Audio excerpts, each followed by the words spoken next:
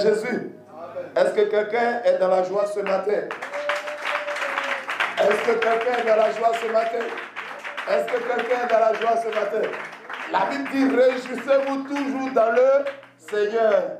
Alléluia. L'apôtre Paul pouvait dire dans le livre de Philippiens, il dit, je le répète, réjouissez-vous. Est-ce que quelqu'un peut se réjouir ce matin dans la présence du roi des rois, du roi de gloire, du Seigneur des seigneurs, du Dieu tout-puissant, du bienfaiteur et du tout-suffisant. Gloire à Jésus. Je vous salue dans le nom de Jésus, serviteur et servant de l'Éternel. Dieu vous bénisse ce matin au nom puissant de Jésus-Christ. Amen. Amen. Shalom à tous ceux qui nous suivent en ligne. Alléluia, les serviteurs, les servants de Dieu, les églises, le peuple de Dieu, les chrétiens, même ceux qui ne connaissent pas encore Jésus-Christ, qui n'ont pas encore fait la paix avec Dieu par Jésus-Christ. Que le Seigneur vous bénisse, demeurez bénis. Alléluia. Cherchez Dieu de tout votre cœur, parce que la Bible déclare en Jérémie 29, verset 13, la Bible dit quoi? Il dit, vous me trouverez, alléluia, il dit, vous me trouverez si vous me cherchez de tout votre cœur. Il dit, vous me chercherez et vous me trouverez si et seulement si vous me cherchez de tout votre cœur. Est-ce qu'il y a quelqu'un qui cherche Dieu de tout son cœur ce matin? Est-ce qu'il y a quelqu'un qui aime le Seigneur Jésus-Christ? Gloire à Jésus. Demeurez bénis ce matin. Nous allons commencer notre émission. Alléluia, enseignement et lecture biblique. Enseignement et étude biblique, APD. Ce matin, nous sommes dans l'Ancien Testament. Hier, nous avions vu AT 68. Ce matin, nous sommes à AT 69. Gloire à Jésus. Nous allons rapidement, comme d'habitude, nous allons rapidement rappeler les leçons d'hier. Hier, nous avons dit quoi? Nous avons dit que Moïse, après avoir été sevré par sa mère Yochébed, a été dans la maison du Pharaon, c'est-à-dire en Égypte, pendant 40 années. Et après ces 40 années, quand il a tué un Égyptien, il a fui l'Égypte pour aller en Madian. Et Dieu a pris la peine de former Moïse en Madian pendant encore 40 années. 40 ans, ça veut dire que Moïse avait maintenant 80 ans. Amen. Quand Dieu l'a appelé, c'est l'âge de la maturité. Physiquement, Moïse était mature. Alléluia. Dieu l'a préparé pendant 40 ans. Le chiffre 40, c'est le chiffre, alléluia, du ministère. Alléluia. C'est le chiffre de la préparation, c'est le chiffre du ministère. La préparation, la formation pour le ministère. Gloire à Jésus. Jésus a passé dans le désert, après son baptême, il a passé dans le désert 40 jours de jeûne. Le chiffre 40. Alléluia. Amen, amen. Amen, amen. Moïse, quand il passe au mont Horeb sur la montagne, il fait 40 jours de jeûne à 2 reprises. Gloire à Jésus. Le chiffre 40 toujours. Amen, amen. Donc il est formé pendant 40 années selon la sagesse égyptienne. Mais Dieu dit non, je ne veux pas ça. Dieu le forme encore 40 ans à Madian. Amen, amen. Et après cela, l'Éternel l'appelle. Et quand il l'appelle, il devait quitter Madian pour aller pour retourner en Égypte. Qu'est-ce qui s'est passé? C'est là que nous avons tiré les leçons hier. Il devait quitter son beau-père, Jéthro, alléluia, qui l'a reçu pendant 40 années. Alléluia, qui l'a hébergé pendant 40 années. Il devait le quitter. Quelles sont les leçons que nous avons tirées? Leçon. Yes. Première leçon, quand vous habitez avec quelqu'un, avant de quitter, qu'est-ce que vous devez faire? Vous devez sortir sans rien lui dire, sans le prévenir, et puis vous partez. C'est ce qu'on fait. C'est ça la bonne manière. Qu'est-ce qu'on fait? Rapidement. Moïse devait partir, il devait prendre congé de Jéthro. Qu'est-ce qu'il a fait? Rapidement. Oui? Yes? Yes? Nous avons vu qu'avant que Moïse ne puisse retourner en Égypte, il a d'abord demandé la permission à son beau-père. Acclame la puissance de la parole de Dieu. Alléluia. Avant de quitter son beau-père Jéthro, Moïse lui a demandé la permission. Pourquoi? Permission ne veut pas. Pourquoi Moïse lui demande la permission? Vous savez, il y a des gens, quand ils veulent vous quitter, ils ne vous préviennent pas. Alléluia. Alléluia. Quelqu'un a dit comme Jacob. Avant de quitter son beau-père là-bas, ça dépend. Là-bas l'a tellement fatigué. Il a tellement fatigué. J'ai payé d'autres de 7 années de travail. Après, il a ajouté 7 années, il a changé. La femme que Jacob voulait, ce n'est pas lui que Laban lui a donné. Donc il a travaillé encore 7 ans pour celle qu'il voulait. Avec 14 ans. Quand il voulait partir, il m'a dit non, reste un peu. Il a mis encore 6 ans dessus, ça fait 20 ans de dot. Alléluia. Donc chaque fois qu'il veut partir, il change. Jacob dit, si je veux prévenir cet homme-là, je vais passer toute ma vie ici. Alléluia. Gloire à Jésus. Donc retenez qu'il y a toujours la règle et l'exception. Dans la règle, il faut prévenir la personne. Alléluia. Il faut l'avertir. Mais Jacob avait averti Laban, mais Laban ne voulait pas. Donc il a été averti. Donc un jour, quand il est sorti, Jacob a pris la... Ah oui. Allons-y. Et dans ce cas, le Seigneur a toujours permis qu'il puisse faire la paix avant de continuer. Toujours. Le Seigneur a permis que Laban vienne le retrouver, Oui. qu'il fasse la paix, Oui. et puis il se sépare dans la paix. Très bien. Et quand même il est parti, vous avez vu qu'il y a eu une réconciliation. Quand Laban partait le poursuivre, le Seigneur lui a dit, ne lui dis rien en mal ni en bien. Ça veut dire qu'il ne faut rien lui dire même. Voilà, donc il y a eu toujours la paix, l'esprit de notre Seigneur, la paix. Alléluia. Et Jacob est parti donc avec la bénédiction, selon la volonté de Dieu. Amen. Deuxième leçon, donc il a averti son beau-père. Quand il a averti, alléluia, il a averti et il lui a manifesté quel désir? Le désir de partir. Ça équivaut à quoi dans le spirituel? Vous êtes en 40 ans chez quelqu'un en formation et vous lui dites vous voulez partir. De quoi est-ce que vous devez vous assurer spirituellement? Oui. Amen. Yes. On doit s'assurer de se séparer dans la mienne. Mais avant la séparation dans la mienne, est-ce que c'est ça qui compte? Non. Oui. La séparation se fait d'abord dans le... Vous êtes dans une mission. Vous êtes dans une mission. Et vous voulez partir. Vous devez vous assurer de quoi? La Bible dit, n'abandonnons pas nos assemblées, ne quittons pas nos églises, n'abandonnons pas nos assemblées. Ça, c'est la règle. Dieu est un Dieu de règles, un Dieu de prédits. Pourquoi on va abandonner? Oui. Quand quelqu'un veut intervenir, prendre. Yes. Avant de retourner, Avant de quitter, si on doit quitter, qu'est-ce qu'on fait? Moïse s'est assuré de pouvoir démissionner d'abord. Il s'est assuré de pouvoir, mais avant la démission, est-ce que Moïse est parti au hasard? Est-ce que Moïse est parti parce qu'il voulait partir? Est-ce que Moïse est parti parce que Jéthro ne lui donnait pas à manger? Est-ce que Moïse est parti? Il perçait le troupeau de Jéthro, il s'occupait du bétail de Jéthro. Mais des fois, il va sur la montagne. Des fois, on ne lui envoie pas la nourriture là-bas. Des fois, il a faim. Mais est-ce qu'il a dit, bon, moi, je vais quitter parce que des fois, Jéthro ne m'envoie pas la nourriture. Il a plusieurs filles. Non seulement il y a ma femme, elle peut m'envoyer la nourriture là, mais elle ne m'envoie pas. Comme j'ai faim, je veux quitter Jéthro. Est-ce que c'est ce que Moïse a dit? Est-ce que Moïse est parti dans la chair? Est-ce que Moïse est parti de manière charnelle? Oui. Non, Moïse n'est pas parti de manière charnelle. Yes. Parce que c'est Dieu qui lui avait dit. C'est Dieu qui lui a dit de partir. Et Moïse avait toutes les preuves. L'Éternel Dieu se révélait à lui dans un buisson ardent. Il a vu Dieu vis-à-vis, face à face. Alléluia. Et Dieu s'est manifesté au travers d'un buisson. Donc il avait les preuves que ça vient de Dieu. Mais malgré cela, est-ce qu'il a dit à Jéthro, Dieu m'a dit de quitter ta maison pour aller en Égypte? Est-ce qu'il a dit ça? Aujourd'hui, beaucoup de serviteurs de Dieu, des servants de Dieu, ah, Dieu m'a dit de partir.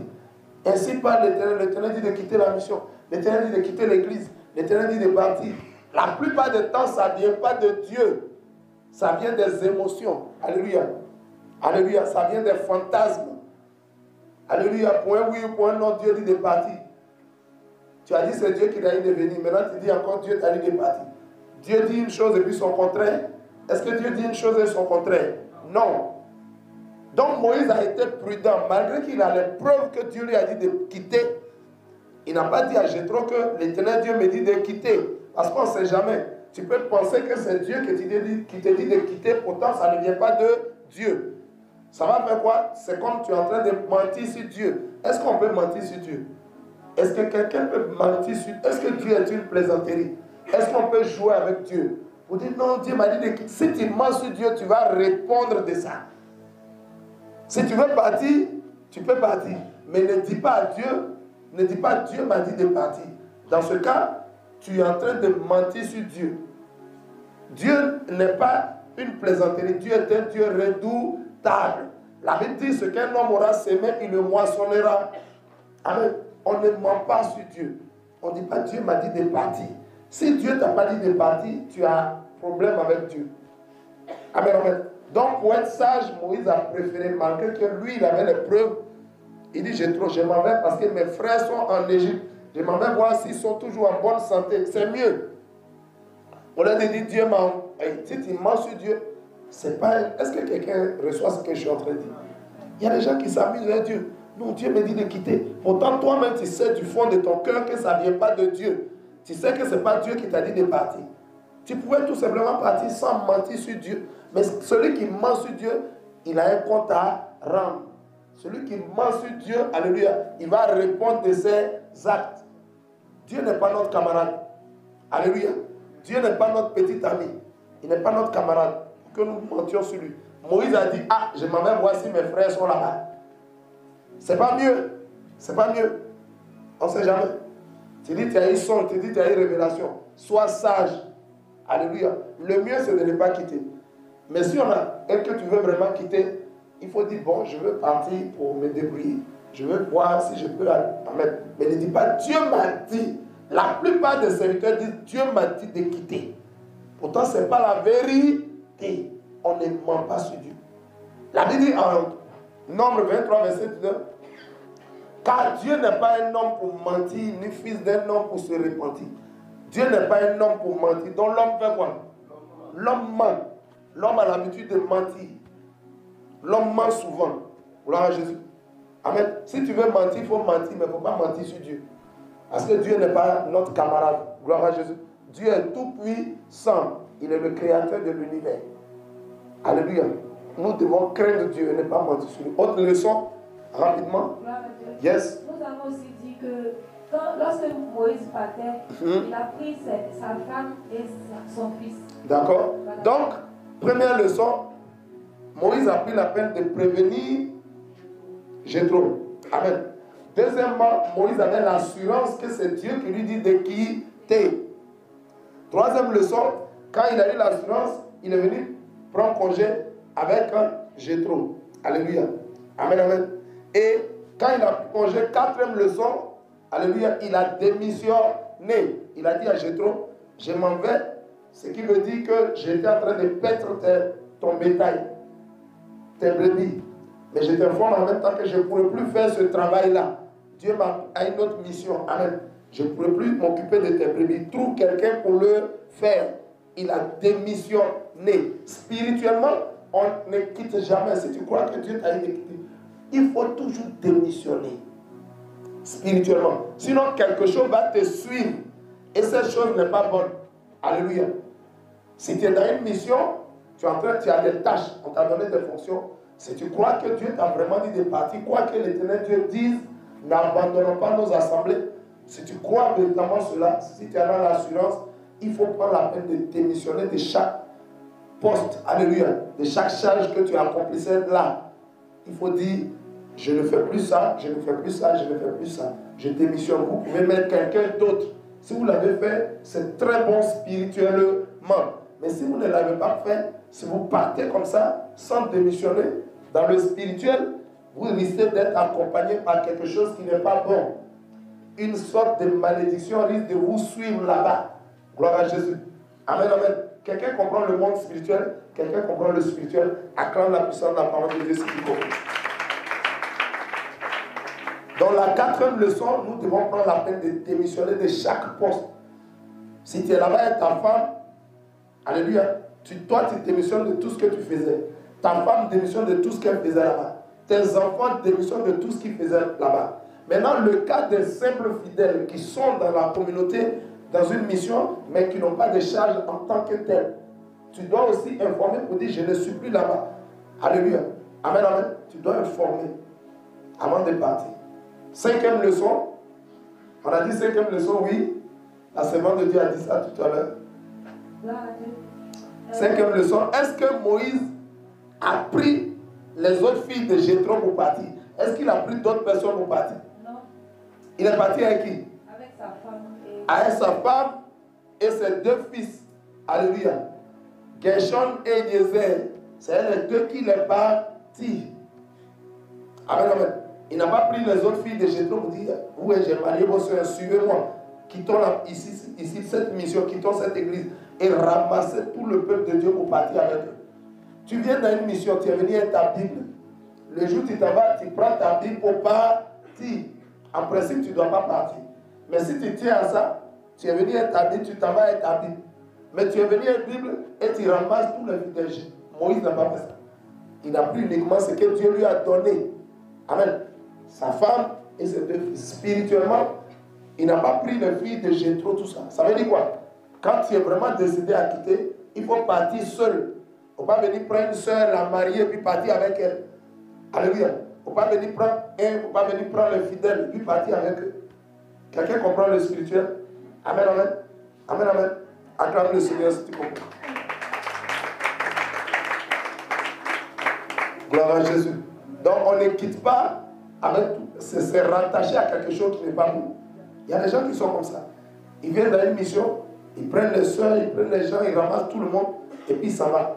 Si tu parles, si tu dis que c'est vraiment Dieu qui t'a appelé, Dieu ne peut pas te donner fidèle. Aïe. Dieu qui donne une vision, il donne la provision. Il donne la provision. Si Dieu t'a appelé, tu t'envoies ta seule Bible, Dieu va t'envoyer les gens. Mais si tu ramasses tout le monde, ça veut dire que ce n'est pas Dieu qui t'a appelé. Donc il veut te sécuriser toi-même. Tu veux toi-même te sécuriser. Tu ramasses les fidèles de la communauté. Pourquoi? Parce que tu veux te sécuriser. Ça veut dire que tu n'as pas l'assurance que c'est Dieu qui t'a appelé. Sinon, l'homme que tu as appelé, il n'a rien à craindre. Tu vas à la Bible, tu prêches là, les gens vont venir des parcs. Gloire à Jésus. Acclame le Seigneur. Autre, c'est autre. Gloire à Dieu. Nous avons vu aussi que lorsque Moïse a rencontré Aaron, il lui a raconté tout ce que le Seigneur lui avait dit. Et Aaron a obéi. Amen, amen.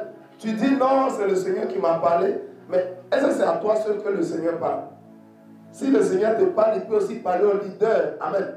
Oui, pour avant d'aller en mission, l'appel de Dieu venait l'appel de Moïse venait de Dieu. Alléluia. Dieu a parlé à Moïse, Dieu a aussi parlé à Aaron. Et les deux se sont rencontrés. C'est à toi seul Dieu parle. Si Dieu t'a parlé, Dieu n'a qu'à parler au leader aussi. Amen. Ça, c'est la règle. Dans l'exception, si ça vient de Dieu, certains leaders ne vont pas accepter. Mais si Dieu a réellement dit, Dieu a dit. Gloire à Jésus. Amen, amen. Donc, qu'est-ce que Moïse a fait? Quand tout a été réuni, Moïse est parti. Mais avant de partir, on va lire Exode 4, verset 18, à la fin de 18. Il dit, Moïse s'en alla de retour auprès de Jéthro, son beau-père. Il lui dit, laisse-moi, je te prie, aller rejoindre mes frères qui sont en Égypte, afin que je vois s'ils sont encore vivants. Jéthro dit à Moïse, va en paix. Jéthro dit quoi à Moïse? Va en paix. Ça dit la bénédiction de l'Éternel, comme ça vient de Dieu, la bénédiction de l'Éternel l'accompagne. Tout ce qui vient de Dieu bénit. Tout ce qui vient de Dieu sécurise. Tout ce qui vient de Dieu élève. Tout ce qui vient de Dieu est une réelle bénédiction. Il a reçu la bénédiction. Il dit, va en paix. Ça veut dire quoi? Quand tu vas aller, tu ne seras pas troublé. Va en paix. Le ministère va réussir. Ta mission va réussir. Il y avait le cachet de Dieu dessus. Il y avait le sceau de Dieu. Alléluia. Il y avait le mandat de Dieu dessus. Va en paix. Acclame la puissance de la parole de Dieu. Gloire à Jésus. Dernière leçon. On va commencer la lecture biblique d'aujourd'hui. Dernière leçon. Donc, la dernière leçon, si on veut bien voir, il a été raccompagné par la bénédiction de Jéthro. Amen. Jéthro l'a béni. Tu veux partir si ça vient de Dieu. Amen. Retenons que tous les départs ne viennent pas de Dieu. Retenons ça. Tous les départs ne viennent pas de Dieu. Il y a des départs de fantasmes, il y a des départs, alléluia. Amen, amen. Comme ça. Tous les départs ne viennent pas de Dieu. Donc quand ça vient de Dieu, la bénédiction t'accompagne. C'est-à-dire que des fois, on a vu des cas où quelqu'un, Dieu lui a dit, il faut, je te change de poste, je t'envoie dans une autre mission. C'est moi Dieu qui veux ça. Mais quand il se va dire au pasteur, le pasteur dit, moi-même je voulais t'appeler parce que l'Éternel m'a dit que je dois te libérer pour aller là-bas. Mets-toi à genoux, je vais prier pour toi. Et il prie pour toi, c'est la bénédiction de Jésus. Il prie pour toi et tu vas, tu es béni là-bas. Gloire à Jésus. Allons-y, homme de Dieu.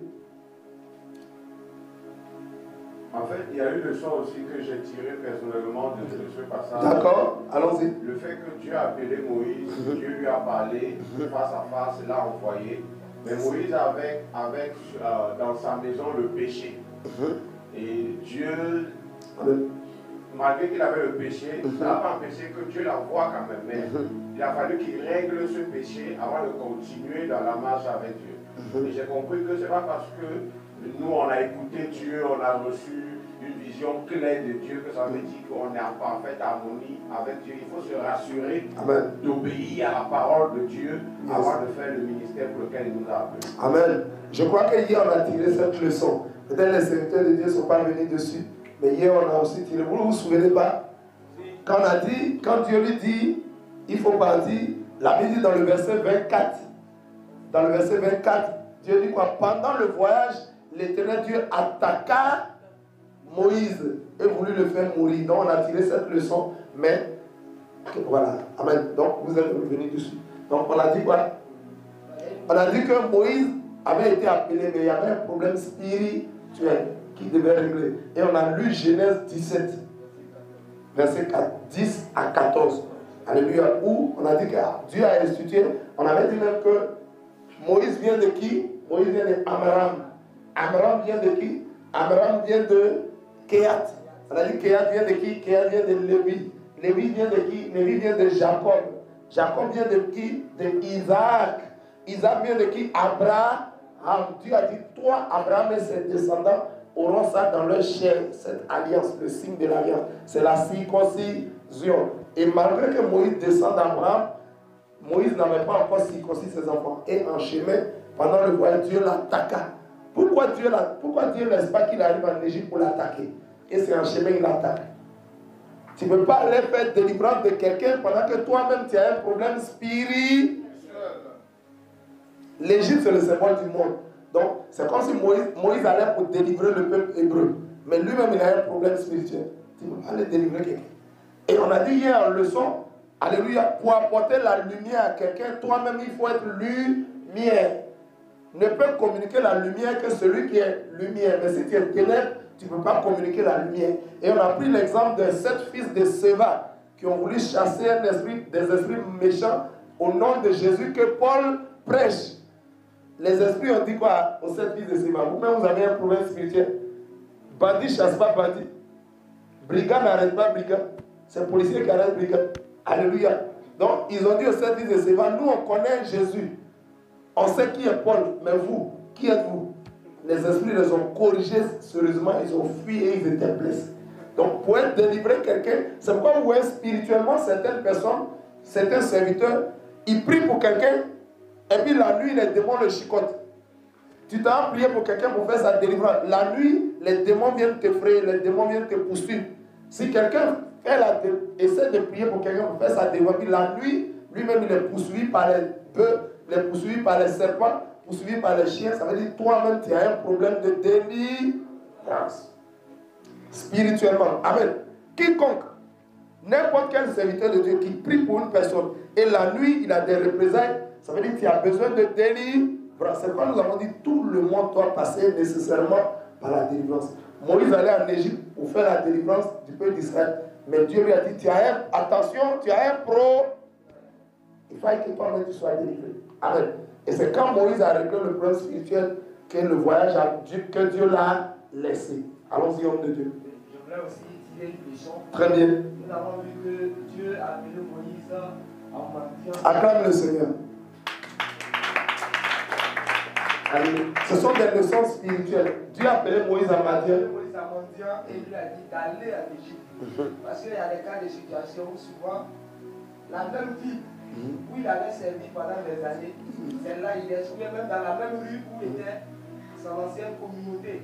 On fait une concurrence. Yes. Alors que Dieu appelle d'un endroit à un autre. Il peut t'appeler que tu étais peut-être dans une ville. Il peut t'appeler à aller ailleurs. Dieu peut t'appeler ailleurs. Forcément, là où tu étais, où tu as exercé, où on te connaît, là, tu peux vraiment rester. Yes. Diviser ou bien tirer d'autres fidèles et puis venir. Yes. Donc l'homme de Dieu dit, il dit, la leçon, l'une des leçons, c'est que Dieu a dit à Moïse, quitte Madian, va en Égypte.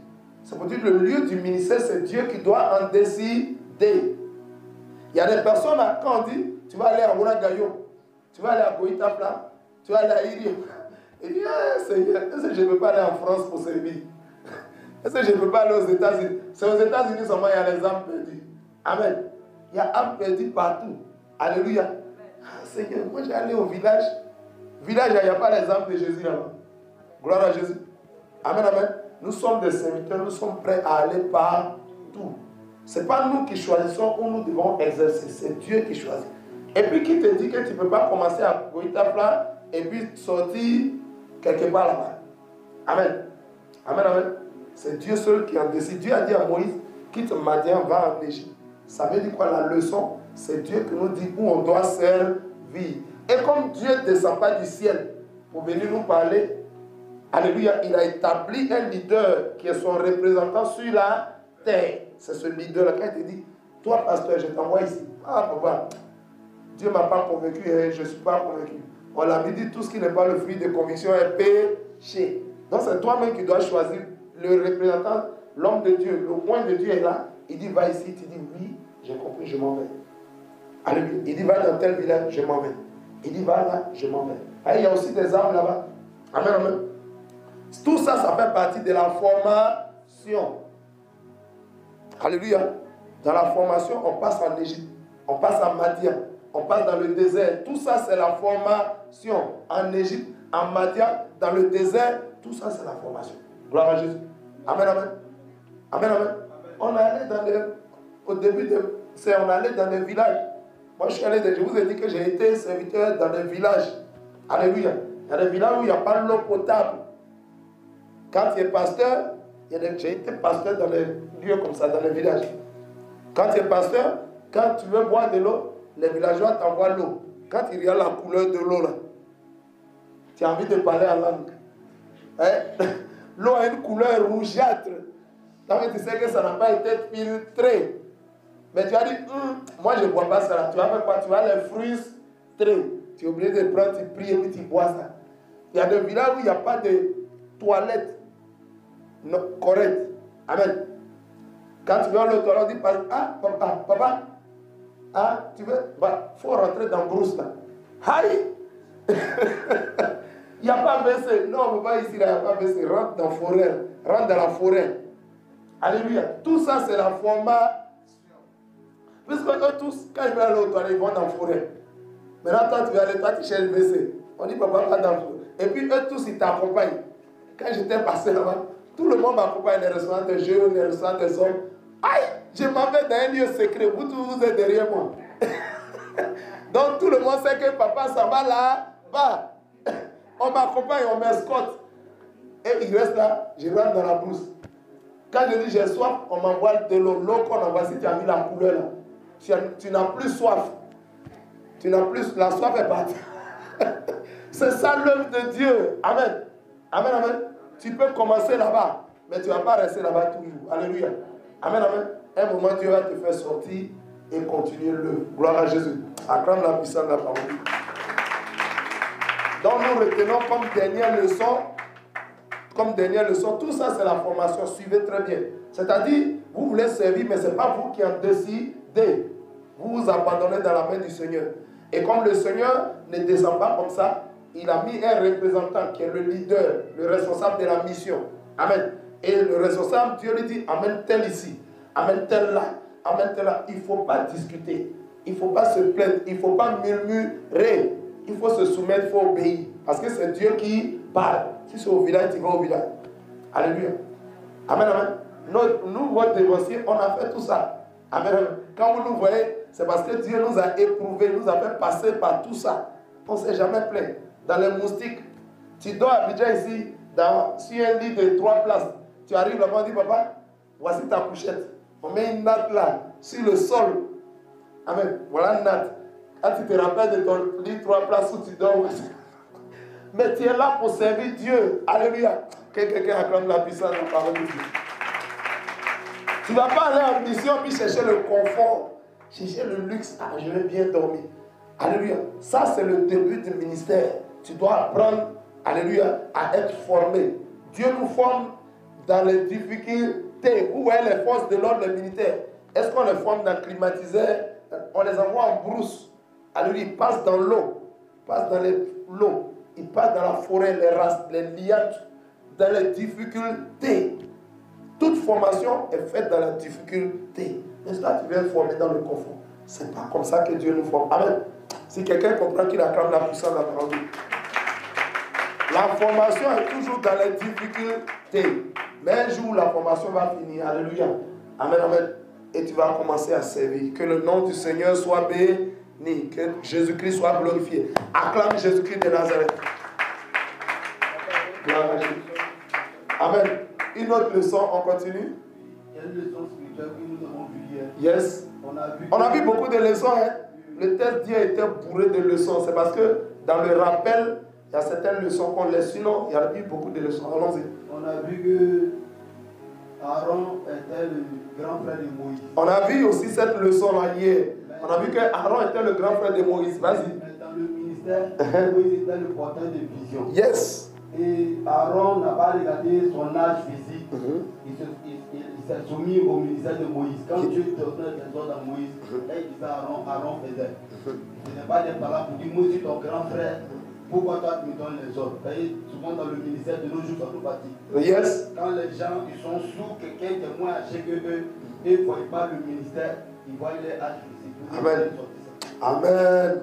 Acclamons le Seigneur Jésus. Effectivement, hier on a fait ressortir cette leçon. Effectivement. Tu veux ajouter quelque chose? D'accord, vas-y. Elle veut ajouter quelque chose. Allons-y. Ajoute, très bien. Ça veut dire que les serviteurs de Dieu suivent. Ça veut dire que les serviteurs, les servants de Dieu suivent la formation. Amen. Ils suivent la lecture biblique. Et aussi on a dit, quel que soit ce que nous sommes, nous devons obéir au visionnaire. Amen. Quel que soit ce que nous sommes, nous devons obéir au visionnaire. Quelle que soit ta taille, quelle que soit ta forme, quelle que soit la couleur de tes cheveux. Alléluia. Tu dois obéir au visionnaire. Hier, on a tiré cette leçon. Alléluia. Le visionnaire, on doit obéir au visionnaire. Alléluia. Amen, amen. C'est lui que Dieu a établi afin de nous conduire. Amen. Donc nous devons toujours regarder à Dieu au travers du visionnaire. Donc hier, on a vu que quand Moïse et Aaron se sont rencontrés, qu'est-ce qui s'est passé? C'est non Aaron, mais c'est Moïse qui a communiqué la vision à Aaron. Pourtant, Aaron était l'aîné et Moïse était plus jeune. Mais ça n'a pas été le contraire. Ça ne va pas être âgé que toi tu vas diriger le visionnaire. Celui à qui Dieu a donné la vision, le porteur de vision. Ce n'est pas à toi de le diriger. Ce n'est pas à toi de le conduire. Souvent, certaines personnes disent dans le ministère, ah, mais moi, non, parce que moi, je suis plus âgé que lui. Il y a certaines femmes qui disent, mais moi, je suis plus âgé. Alléluia. Il ne s'agit pas de ça. Aaron était plus âgé que Moïse. Mais quand ils se sont rencontrés, c'est Moïse qui a communiqué la vision à Aaron. Et Aaron a fait quoi? Il a obéi et il a appliqué la vision. C'est une leçon spirituelle très puissante. C'est la formation. Tu peux être plus âgé que le visionnaire. Reste dans la soumission. Tu peux être plus âgé que le responsable qui est établi sur toi. Ce n'est pas seulement dans le domaine de la vision. Il y en a aussi qui n'obéissent qu'au visionnaire et ils n'obéissent pas au responsable que le visionnaire a établi. Là aussi, c'est un problème. Acclame le Seigneur.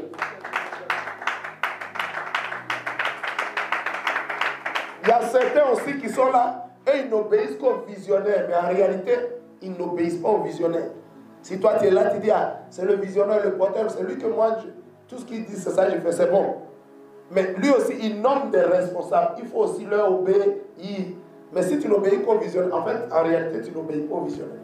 Et la Bible dit quoi en Somme 133? C'est comme l'huile qui descend sur la tête d'Aaron, descend sur la barbe et descend sur tout le bord de ses vêtements. La tête, c'est qui? C'est le visionnaire. Si une grâce, une bénédiction, Dieu lui a donné un pouvoir, il donne le pouvoir à ceux qu'il a établis, les responsables, les superviseurs. Alléluia, c'est son huile là qui descend sur eux. Et lui, eux, ils font descendre ça sur vous. Amen. Maintenant, tu dis non. Moi, si a dit je fais, mais si lui a dit je ne fais pas. En réalité, c'est la même huile qui descend sur elle, qui descend sur toi. Donc si tu refuses cette huile, c'est que tu refuses l'huile qui est en haut. Donc c'est une forme de désobéissance. Quelqu'un comme ça, regardez-le bien, jusqu'à un jour, il va affronter le leader. Et si tu n'acceptes pas l'huile qui descend sur le leader, un jour tu vas l'affronter. Amen. C'est des rebelles cachés. C'est des rebelles cachés. Alléluia. Sinon, quelqu'un qui obéit réellement au visionnaire, tout ce que le visionnaire a nommé, a établi, tu dois leur obéir. Gloire à Jésus. Amen, amen. L'huile qui descend sur la tête, ça descend sur la barbe. La barbe, c'est qui? La tête, c'est qui? Le visionnaire. La barbe, c'est qui? Tous les autres responsables qu'il a établis. Et le corps, c'est qui? Le peuple de Dieu. Amen, amen. Acclame la puissance de la parole. Effectivement, nous avons tiré cette leçon hier. Hier, il y avait tellement de leçons, donc nous avons tiré toutes ces leçons. Quelqu'un a bien compris, le rappel était bon. On va faire la lecture biblique d'aujourd'hui. Alléluia. Nous allons prendre nos Bibles. Gloire à Jésus. Rapidement, nous allons prendre nos Bibles. Donnez-moi. De temps en temps. Alléluia. Prenons nos Bibles, s'il vous plaît. S'il vous plaît, prenons nos Bibles. Oui. Ok. Ok. Exode chapitre 5. Nous allons voir maintenant Acte 69. Ça veut dire lecture biblique de l'Ancien Testament, partie 69. Et Acte 69 correspond à Exode chapitre 5. Gloire à Jésus. Exode chapitre 5. Nous allons méditer. Nous allons lire. Vous avez vos Bibles, s'il vous plaît? Vous avez les Bibles? On y va. Exode chapitre 5, verset 1. Moïse et Aaron se rendirent ensuite auprès de Pharaon. Alléluia. Et lui dit: ainsi parle l'Éternel, le Dieu d'Israël, laisse aller mon peuple pour qu'il me serve au désert. Alléluia. Pour qu'il me célèbre. Pour qu'il me célèbre au désert une fête en mon honneur. Gloire à Jésus. Alléluia. Verset 2. Pharaon répondit: qui est l'Éternel pour que j'obéisse à sa voix en laissant aller Israël? Je ne connais point l'Éternel et je ne laisserai point aller Israël. Alléluia. Verset 3. Il dit: le Dieu des Hébreux nous est apparu. Permets-nous de faire 3 journées de marche dans le désert. Gloire à Jésus. Pour offrir des sacrifices à l'Éternel, afin qu'il ne nous frappe pas de la peste et de l'épée. Verset 4. Et le roi de l'Égypte leur dit: Moïse et Aaron, pourquoi détournez-vous le peuple de son ouvrage? Allez à vos travaux. Gloire à Jésus. Finalement, pour la toute première fois, Moïse et Aaron arrivent à avoir une audience devant l'empereur de l'Égypte, devant le roi de l'Égypte. Alléluia. Amen, amen. Et donc, ils se présentent à lui et ils font quoi? Ils lui adressent. Est-ce que Aaron et Moïse disent: Pharaon, nous sommes venus te voir et nous te commandons en notre nom, au nom de Moïse et au nom d'Aaron, de laisser partir le peuple. C'est comme ça que ça se passe? Qu'est-ce qui se passe? Ils ont parlé au nom de l'Éternel. Ils ont transmis quoi? La parole, le message que l'Éternel leur avait donné. Ils sont venus répéter la même chose devant le Pharaon. Comment on appelle ça? Quand tu es serviteur de Dieu, qu'est-ce que tu dois faire? Est-ce que tu dois parler en ton propre nom? Alléluia. Est-ce que tu dois parler en ton propre nom? Aujourd'hui, beaucoup de gens disent: le Seigneur m'a dit, le Seigneur m'a dit. Ainsi parle l'Éternel. Mais est-ce que c'est l'Éternel qui a parlé? Aujourd'hui, quand vous regardez sur YouTube, il y a plein de gens qui disent: l'Éternel leur a dit. Alléluia. Amen, amen. C'est vrai ou c'est faux? Certains disent des choses, d'autres disent d'autres. Parfois, c'est contradictoire. On ne sait plus ce que l'Éternel a dit. Celui-là dit, le Seigneur dit de doter la femme avant de l'épouser. D'autres disent non, le Seigneur dit de ne pas la doter, mais de l'épouser, d'être avec elle. On ne sait plus qui a dit quoi. Est-ce que c'est vraiment l'Éternel qui a parlé? Gloire à Jésus. Alléluia. Amen, amen. Je voudrais dire à quelqu'un de faire très attention. On est toujours sur le même sujet. On ne ment pas sur Dieu. Alléluia. On ne dit pas Dieu m'a dit si Dieu ne t'a pas dit. On a déjà vu dans nos lectures bibliques. Alléluia. Nous avons vu la situation des grands prophètes et des petits prophètes. L'association des grands prophètes, on dit grands prophètes, pas qu'ils soient grands que les autres, mais parce que quand Dieu parlait beaucoup, eux aussi ils écrivaient beaucoup. Et ceux qu'on appelle les petits prophètes, quand Dieu parle peu, ils écrivent peu. Ça veut dire quoi? Ces deux catégories de personnes, ça veut dire quoi? Ils suivent Dieu à la lettre. Dieu parle beaucoup, ils écrivent beaucoup. Dieu parle peu, ils écrivent peu. Si Dieu ne parle pas, ils n'écrivent pas. Si Dieu parle, ils écrivent. Si Dieu parle peu, ils écrivent peu. Dieu parle beaucoup, ils écrivent beaucoup. Donc ceux qui ont écrit beaucoup, on les appelle les prophètes majeurs ou encore appelés les grands prophètes. Et ceux qui ont écrit peu, on les appelle les petits prophètes. Alléluia. Ce n'est pas qu'ils soient petits que les autres. Amen. Dieu nous voit tous de la même manière. Amen, amen. Et quand on dit, tu as beaucoup travaillé, n'est-ce pas? Gloire à Jésus. Amen, amen. Donc on a vu que Moïse et Aaron sont venus, pas pour parler en leur propre chef, ni en leur propre nom, mais ils sont venus parler au nom de l'Éternel. Gloire à Jésus. Et quand ils ont parlé, qu'est-ce que Pharaon a dit? Verset 2. Pharaon répondit, qui est l'Éternel? Alléluia. Pharaon dit, l'Éternel là c'est qui? Pourquoi Pharaon demande ça? Pharaon avait l'habitude, Pharaon avait plusieurs dieux, il avait des centaines et des centaines de dieux. Alléluia. Il avait tellement de dieux qui étaient représentés par des statues dans son palais et dans son pays. Il y avait des statues partout. Alléluia. En réalité, les dieux que Pharaon adorait ne sont pas de véritables dieux. Car la Bible dit, ils ont des yeux mais ne voient point. Ils ont des oreilles mais n'entendent point. Ils ont des bouches mais ne parlent pas. Ils ont des pieds mais ne peuvent se déplacer. C'est leurs adorateurs qui sont obligés de les soulever pour les déplacer. Leurs adorateurs les lavent, les nourrissent. Ça vous fait penser à quoi? Qui on lave, qui on habille, qui on nourrit? C'est un enfant. Ce sont nos enfants. Donc ton Dieu là, c'est ton bébé. Lui qui est censé être ton Dieu qui va te protéger, toi tu le laves. Dieu ne peut pas se laver. Dieu est déjà propre, il n'a pas besoin d'être lavé. Amen. Dieu n'a besoin d'aucun lavage parce qu'il est très saint, il est très propre. Si on lave ton Dieu, ça veut dire qu'il n'est pas propre. Si on lave ton Dieu, ça veut dire qu'il a besoin d'être purifié. Un Dieu qui a besoin d'être purifié, qui a besoin d'être lavé, qui a besoin d'être habillé, il n'est pas Dieu. Amen. Et nous avons pris comme exemple, lorsque les Philistins ont pris leur Dieu Dagon, ils ont pris l'âge de l'alliance pour mettre ça dans la maison de Dagon. Quand ils sont partis, matin, ils sont revenus, Dagon était au nom de Jésus, tout genou fléé et toute langue confesse que Jésus-Christ est Seigneur. Dagon est tombé. Un Dieu qui tombe, un Dieu tombant. Est-ce qu'il est Dieu? Il n'est pas Dieu.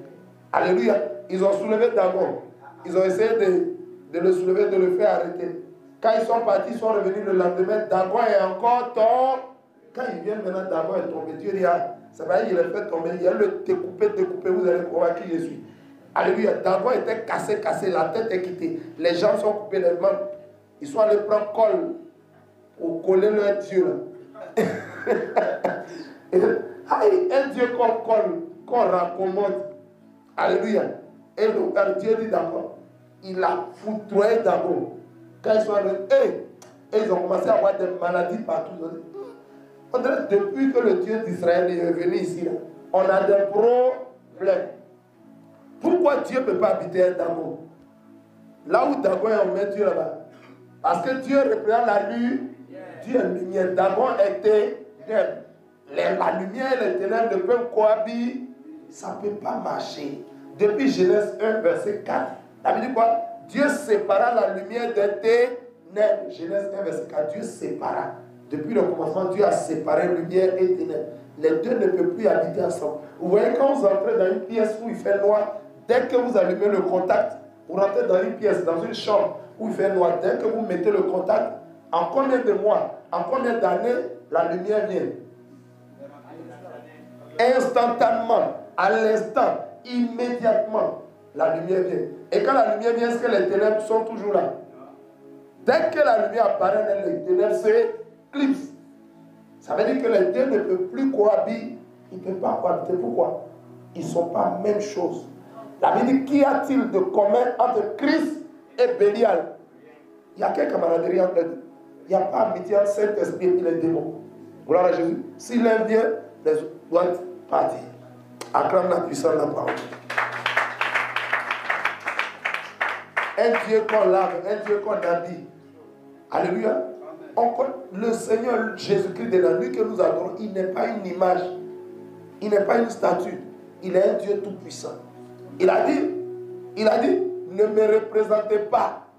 Alléluia. La Bible déclare que vous ne vous ferez aucune représentation des choses qui sont en haut dans les cieux, qui sont en bas sur la terre, qui sont dans les eaux, plus bas que la terre. En plus forte raison, c'est Dieu, toi, tu vas représenter. Gloire à Jésus. Alléluia. Aucune représentation. Dans l'Éternel Dieu, le message qu'il a donné à Moïse, alors Moïse allait transmettre ce message.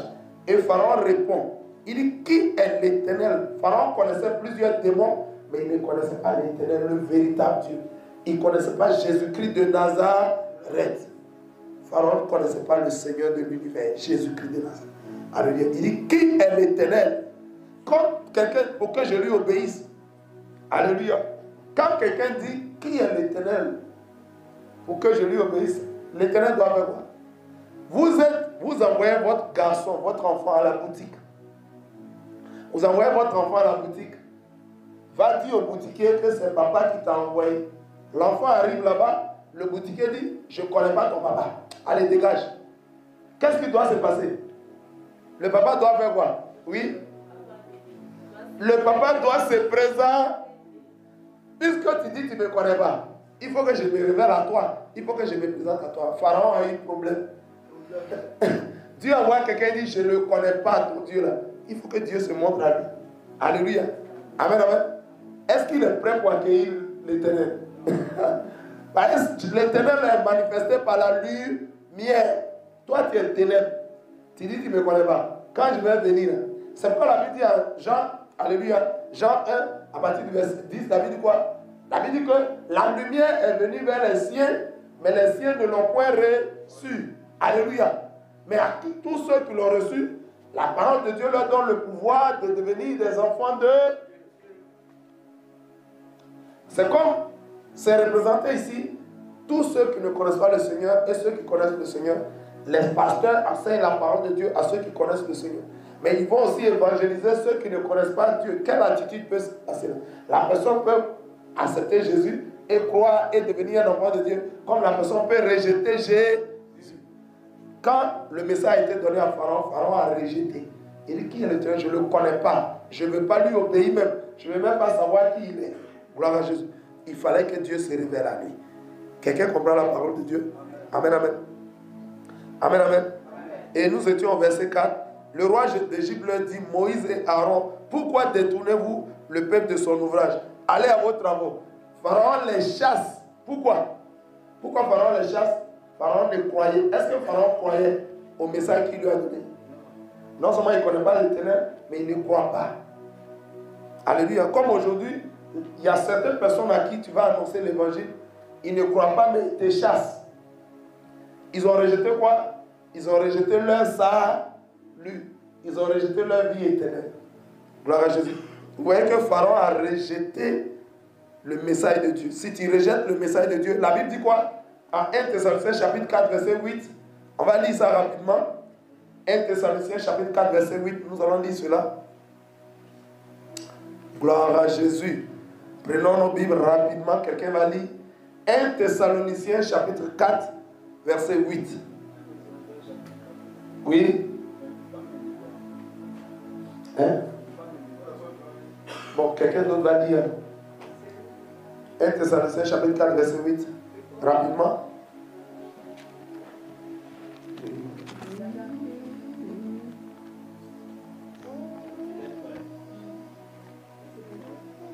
Reste. Gloire à Jésus. Prenons rapidement, allons-y. On va lire. Gloire à Jésus. Écoutez attentivement. Je lis la parole de Dieu avec respect. Yes. Celui donc qui rejette ses préceptes ne rejette pas un homme. Celui qui rejette le message de Jésus-Christ, celui qui rejette la parole de Dieu, alléluia. Quiconque entend, la Bible dit, si vous entendez ma voix, n'endurcissez pas vos cœurs. Quiconque entend le message de Jésus-Christ, quiconque entend la parole de Dieu, alléluia, et qui rejette la parole de Dieu, qu'est-ce que la Bible dit? Il ne rejette pas un homme. C'est un homme qui t'apporte le message, mais le message n'est pas de l'homme, le message est de Dieu. Mais si tu rejettes ce message, ce n'est pas un homme qui rejette. Tu rejettes qui? Celui qui rejette. Mais Dieu qui vous a aussi... Reprends, celui qui rejette ses préceptes. Celui qui rejette... Celui qui rejette... Oui, vas-y, celui qui rejette ses préceptes. Ses préceptes ne rejette pas un homme, mais Dieu qui vous a aussi donné son Saint-Esprit. Amen. Amen, amen. Quelqu'un a compris? Quiconque rejette la parole de Dieu, qu'il sache que ce n'est pas un homme qui rejette. Parce que ce n'est pas la parole d'un homme, c'est la parole de Dieu. Si tu rejettes la parole de Dieu, tu n'es pas en train de rejeter le pasteur qui prêche. Tu n'es pas en train de rejeter l'évangéliste qui prêche. Tu n'es pas en train de rejeter l'apôtre qui prêche. Tu n'es pas en train de rejeter celui qui prêche. Tu rejettes directement Dieu. Quand Moïse a annoncé la parole à Pharaon, Pharaon a rejeté le message. Il n'était pas en train de rejeter Moïse, il rejetait Dieu. Alléluia. En 1 Samuel chapitre 15 verset 26, et je lis, Samuel dit à Saül, je ne retournerai point avec toi, car tu as rejeté la parole de l'Éternel, et l'Éternel te rejette aussi, afin que tu ne sois plus roi sur Israël. Est-ce que quelqu'un comprend l'enseignement? Ne prenez jamais la peine de rejeter la parole de Dieu. Parce que quiconque rejette la parole de Dieu, rejette Dieu lui-même. Et quand un homme rejette Dieu, Dieu le rejette. C'est en acceptant Dieu que tu seras sauvé. Maintenant, si tu rejettes la parole de Dieu, que tu rejettes Dieu, Dieu va te rejeter. Quelqu'un comprend? 1 Samuel 15, verset 26. Gloire à Jésus. En 1 Samuel 15, verset 26, Saül a rejeté la parole de l'Éternel. Et le prophète Samuel est venu lui dire, puisque tu rejettes Dieu, Dieu te rejette aussi. Tu ne seras plus roi sur Israël. Il était le premier roi d'Israël. Pharaon est qui? Pharaon est roi. On vient lui annoncer le message de Dieu. On vient lui annoncer la parole de Dieu, Moïse et Aaron. Il rejette le message. Qu'est-ce qui va lui arriver? Dieu va le rejeter. Et si Dieu te rejette, tu ne seras plus roi. Vous allez voir que dans les lectures bibliques qui arrivent, Pharaon ne sera plus jamais roi. Ça sera la fin, alléluia, du Pharaon. Ça sera la fin de son pouvoir. Parce que dans son entêtement, il va prendre toute son armée pour poursuivre le peuple d'Israël. Et les Égyptiens, toute l'armée égyptienne sera engloutie dans la mer. Imaginez-vous un pays sans armée. Il a pris toute l'armée pour poursuivre les Hébreux. Et toute l'armée égyptienne a été engloutie dans la mer. Donc quand Pharaon quand il est retourné, il n'y a plus armée. Est-ce que ça armée tu peux gouverner? Est-ce que ça armée tu peux diriger? Ça armée qui va t'écouter?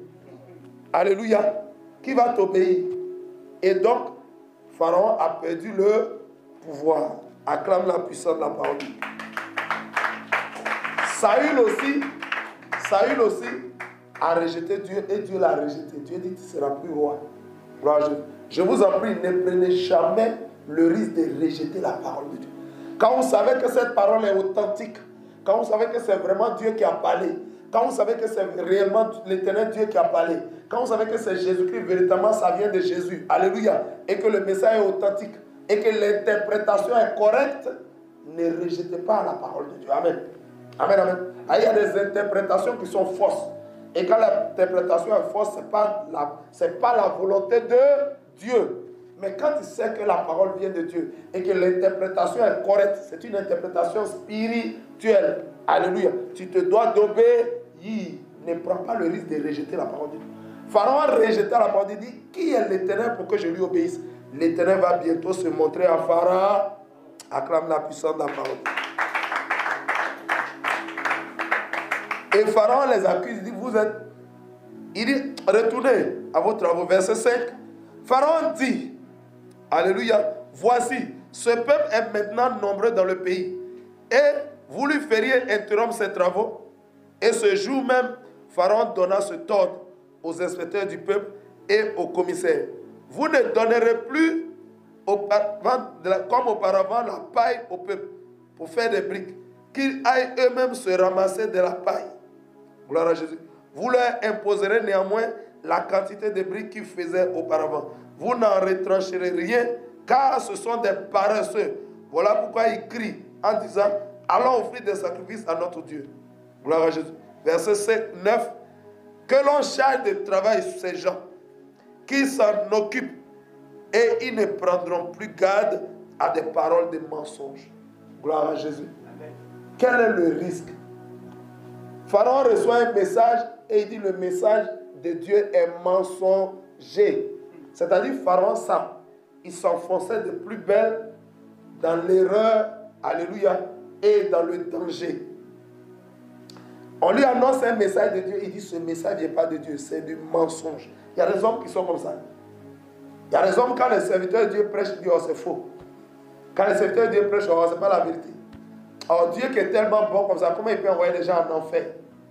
Dieu qui est tellement gentil comme ça, comment il peut envoyer l'homme en enfer? Ah bon? Un jour, j'ai demandé à un homme qui disait la même chose. Vous savez que Dieu, il est amour. Dieu est bon. Alléluia. Mais pendant que Dieu est amour et il est bon, Dieu est aussi juste. Et ce Dieu qui est juste, il est ordonné et il est ordre. Il n'est pas désordre. Donc quand Dieu a ordonné quelque chose, toi tu viens mettre du désordre dedans. Qui va accepter ça? J'ai dit au monsieur, bon, vous êtes bon ou bien vous n'êtes pas bon? Vous êtes gentil, non? Il dit oui, je suis gentil. Il dit bon. Votre bureau qui est bien rangé comme ça, je vais renverser tout de votre bureau, tout je vais mettre tout en désordre. Vous avez dit quoi? Vous avez dit je suis bon, hein? Donc vous n'allez pas vous plaindre puisque vous êtes bon. Quand je vais mettre du désordre sur votre bureau, vous n'allez pas parler. Il dit, aïe, pourquoi tu as venu mettre des désordre sur mon bureau? Il dit, ah, c'est la même chose que le Seigneur. Dieu a créé un monde ordonné. Il a mis de l'ordre. Il a bien ordonné tout. Maintenant, les hommes, par le péché, ils viennent mettre du désordre dans la création de Dieu. Qui va accepter ça? Le Dieu que nous adorons n'est pas un Dieu de désordre, il est un Dieu d'ordre. Malgré qu'il est amour et qu'il est bon, mais il est juste. Il ne peut pas accepter que le péché vienne détruire sa création. C'est pourquoi Dieu réagit et Dieu punit. Alléluia. Dieu juge et il punit. Gloire à Jésus. Quand je lui ai expliqué ça, il a fermé sa bouche. Il a vu qu'on peut être bon sans pour autant vouloir qu'on détruise notre environnement sain, notre environnement propre, notre environnement ordonné. Qui peut accepter que dans sa maison, il a une maison, la maison est belle, propre, quelqu'un vient mettre des déchets dedans? Qui peut accepter ça? C'est la même chose par rapport au péché dans le monde si bon que Dieu a créé. Pendant que l'Éternel Dieu créa le monde que Dieu a créé, c'est ça qui est là. Que quelqu'un me dise. Quand Dieu a créé le monde, c'est ça qui est là. Dieu a créé un monde bon, parfait. Mais aujourd'hui, le péché est en train de détruire le monde de Dieu. La création de Dieu. Dieu n'est pas d'accord. Gloire à Jésus. C'est de ça qu'il s'agit en fait. Quand Dieu juge et Dieu punit, c'est de ça qu'il s'agit. Acclame la puissance de la parole. Et pendant que Moïse et Aaron sont venus donner le message de Dieu, la situation du peuple hébreu est devenue pire. C'est-à-dire le pharaon a encore aggravé la charge de travaux. Il a encore compliqué leur situation. Vous n'avez jamais vu ça dans le spirituel? Vous n'avez jamais vu ça? Plus vous faites l'œuvre de Dieu, plus les persécutions augmentent. Plus vous êtes fidèle à Dieu, plus les persécutions augmentent. Vous avez vu quand Job a commencé à être éprouvé, alléluia, Job n'a pas manqué de rester fidèle à Dieu. Plus les difficultés augmentaient, plus Job était fidèle et continuait d'adorer Dieu. Il a dit le Seigneur a donné, le Seigneur a repris, il faut continuer d'adorer le Seigneur. Est-ce qu'il a dit qu'il faut arrêter d'adorer le Seigneur parce que les problèmes là sont trop? Il a dit il faut continuer. Il dit je continue, je persévère à adorer mon Dieu. Il n'a pas maudit Dieu. Gloire à Jésus. Plus nous faisons l'œuvre, plus nous sommes fidèles dans l'œuvre, plus les difficultés augmentent, plus les persécutions s'augmentent. C'est ça qui est là. En Égypte, le peuple hébreu a aussi expérimenté ça. Amen. Leur situation s'est aggravée. Gloire à Jésus. Acclame le roi de gloire. Alléluia. Quelqu'un comprend? Verset 10. Les inspecteurs du peuple et les commissaires vinrent dire au peuple: ainsi parle Pharaon, je ne vous donne plus de la paille. Allez vous-même vous en procurer la paille, où vous en trouverez. Car l'on ne retient rien de votre travail. Ça veut dire la quantité de briques qu'il devait fournir de manière quotidienne, c'est-à-dire chaque jour. Il devait fournir un nombre précis de briques. Mais on leur donnait la paille. On dit, vous-même, allez chercher paille, mais faites le même nombre de briques. C'était une persécution. L'aggravation de leur situation, leurs conditions de travail. Amen, amen. On est au verset 12. Le peuple se répandit dans tout le pays d'Égypte pour ramasser du chaume au lieu de paille. Les inspecteurs les pressaient en disant: achevez votre tâche jour par jour, comme quand il y avait de la paille. Alléluia. Verset 14. On bâtit même les commissaires des enfants d'Israël, établis sur eux des inspecteurs de Pharaon. Pourquoi dit-on: n'avez-vous pas achevé hier et aujourd'hui comme auparavant la quantité de briques qui vous avait été fixée? Ça équivaut à quoi? Plus les pierres, les apôtres de Jésus faisaient le persévérer dans la fidélité à Jésus. On faisait quoi? Quand on les arrêtait, on faisait quoi? On les persécutait, on les chicotait. Et ils disaient quoi? Ils disaient quoi? Est-ce qu'ils se plaignaient? Ils disaient: nous sommes heureux, alléluia, pendant qu'on nous fait l'honneur de nous punir à cause de Jésus. Ils prenaient ça comme un honneur, alléluia. Si tu es un enfant de Dieu, tu es un serviteur de Dieu. Alléluia. Prends comme un honneur parce que tu souffres pour Christ, parce que tu souffres pour Jésus. Tu as fait quoi de mal? Tu ne fais qu'adorer Jésus. Tu ne fais qu'aimer Jésus. Tu ne fais que louer Jésus. Alléluia. Tu ne fais que plaire à Jésus. Tu as fait quoi de mal? En général, selon la justice, quelqu'un qui a fait du mal, on doit lui faire quoi? On doit le punir. Mais quelqu'un qui n'a pas fait de mal, est-ce qu'on doit le punir? Le monde dans lequel nous vivons aujourd'hui, c'est un monde qui punit les justes, qui persécute les justes et qui donne des honneurs et des prix, des récompenses aux bandits, aux voyous, aux brigands. Alléluia. Il décore ceux qui sont des brigands, des voyous, des hors-la-loi, et il persécute ceux qui sont justes. C'est le monde Allah. Amen, amen. Acclame la puissance de la parole. Nous sommes au verset 15. Les commissaires des enfants d'Israël allaient se plaindre à Pharaon. Alléluia. Et lui dit: pourquoi traites-tu ainsi tes serviteurs? Alléluia. On ne donne point de paille à tes serviteurs. Et l'on dit: faites des briques et voici, tes serviteurs sont battus, comme si ton peuple était coupable. Quelle attitude! Quelle attitude! Les commissaires étaient qui? Ils étaient de quelle nationalité, de quelle identité? Ils étaient hébreux. Ils servaient quel Dieu? Les dieux de l'Égypte. Ils servaient l'Éternel des armées. Mais quand un enfant de Dieu a un problème, il s'en va voir Pharaon. Eux, ils sont allés voir Pharaon. Ça équivaut à quoi spirituellement aujourd'hui? Tu dis tu es chrétien et tu vas chez les marabouts. Quand tu as un problème, tu te vas voir les marabouts. Tu dis tu es chrétien, mais quand tu as un problème, tu t'en vas voir les féticheurs. Est-ce que les féticheurs et les marabouts sont des agents de Jésus-Christ? Les féticheurs et les marabouts sont quels agents? Du monde des ténèbres. Sont des agents de Satan. Un enfant de Dieu, quand il a un problème, il s'adresse à qui? À son Dieu, à son Créateur. Gloire à Jésus. Quand la voiture est en panne, est-ce que la voiture va chez le maçon? Quand une voiture est en panne, est-ce qu'elle va chez le menuisier? Dans le spirituel, quelqu'un qui a un problème, un chrétien qui a un problème, qui s'en va voir féticheur, il est comme une voiture qui s'en va voir un menuisier. Un menuisier, il sait fabriquer quoi? Table, chaise, lit en bois et toutes ces choses. Amen, amen. Tabouret. Tu es chrétien, tu es enfant de Dieu. Quand tu as un problème, la Bible dit quoi? Jérémie 33, verset 3. Invoquez-moi et je vous répondrai. Je vous annoncerai des grandes choses, des choses cachées que vous ne connaissez pas. Matthieu 7, 7 dit quoi? Demandez, cherchez et vous trouverez. Demandez et on vous donnera. Dieu est prêt pour nous.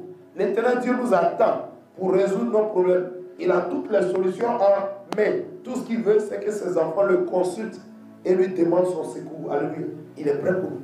Mais quand aujourd'hui les chrétiens ont créé un problème, ils disent, ah, nous on a nos coutumes, on a nos traditions. Est-ce que vous savez que derrière les coutumes se cache la sorcellerie? Et derrière la sorcellerie se cachent les esprits de génie. Alléluia. Quiconque se dit chrétien et qui dit, ah, moi je suis chrétien, mais on a nos coutumes, on a nos traditions, en réalité tu n'es pas chrétien.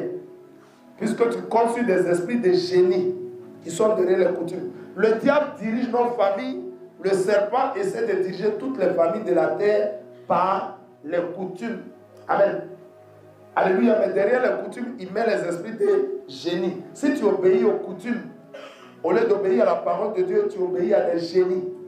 Si tu obéis aux traditions, au lieu d'obéir à la parole de Dieu, tu es en train d'obéir au diable.